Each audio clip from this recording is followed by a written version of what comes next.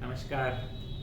हम सब हिंदी प्रेमी हैं और हिंदी को अखिल भारतीय भाषा के रूप में मानते हैं और हिंदी को दुनिया की भाषा के रूप में उसकी प्रतिष्ठा को देखना चाहते हैं। तो आज हिंदी अखिल भारतीय भाषा सचमुच है ही और दुनिया की भाषा भी है और दुनिया में इसका विस्तार हो रहा है। तो जब हिंदी साहित्य के इतिहास के विद्यार्थी के रूप में हम हिंदी साहित्य के इतिहास संबंधी जो भी पुस्तकें पढ़ते हैं तो उसमें जरूर हिंदी प्रदेश में जो साहित्य रचा गया था उसके संबंध में ही हमें इतिहास में जानकारी ज़्यादा मिल जाती है। तो जरूर हमें ये ध्यान देना चाहिए, जब हिंदी अखिल भारतीय भाषा है तो ये अखिल भारतीयता न केवल आज़ादी के दौर में जो भावनाएं शुरू हुई तभी नहीं शुरू हुई थी।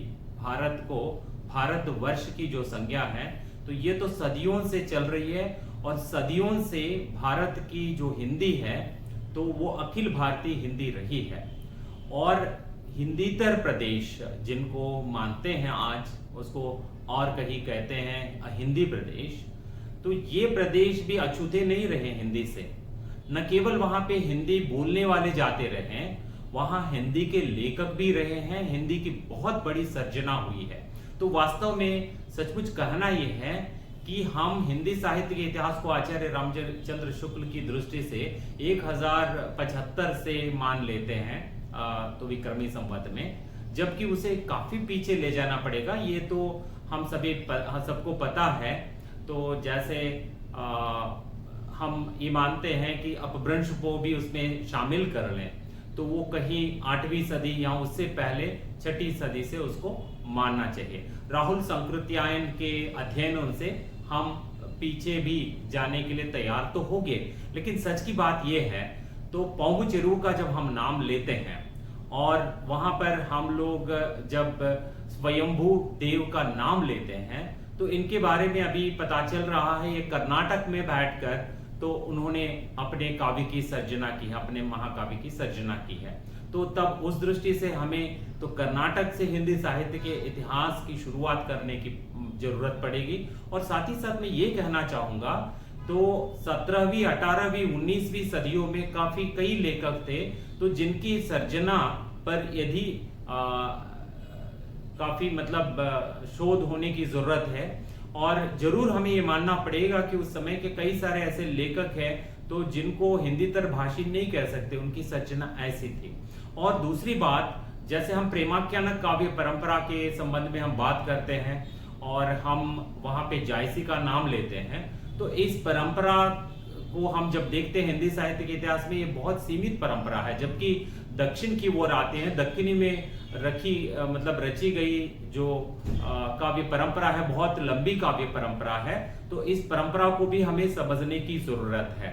तो इस दृष्टि से देखा जाए तो दक्षिण में जो हिंदी साहित्यिक परंपरा काफी लंबी है। तो जैसे केरल की तरफ हम जाते हैं तो वहां पे स्वाति तिरुनाल नाम के बड़े राज परिवार के कवि मिल जाते हैं तो जिनकी सर्जना में संस्कृत भी थी और ब्रज और अवधि में भी उनके गीत मिल जाते हैं। तो उन गीतों को हम तुलना कर सकते, सूरदास के गीतों के साथ उनकी तुलना हम कर सकते हैं।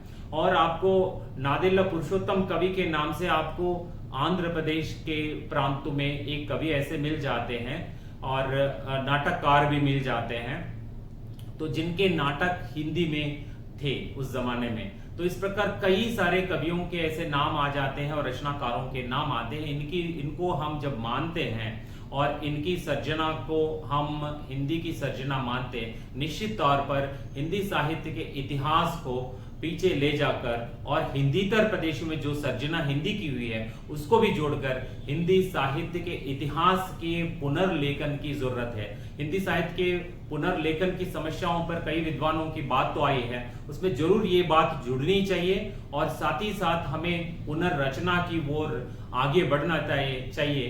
तब जाकर हिंदी का विस्तार और हिंदी की अखिल भारतीय स्वरूप भी हमें सामने आएगा और हिंदी के लिए सदियों से जिन्होंने काम किया है तो उनकी सर्जना का भी सही ढंग से हम मूल्यांकन कर सकते हैं। तो ये मेरा व्यक्तिगत विचार भी है और हिंदीतर प्रदेश के कई सारे विद्वान निश्चित तौर पे इससे उनकी जो सर्जना है तो उसका सही मूल्यांकन हो पाएगा। धन्यवाद।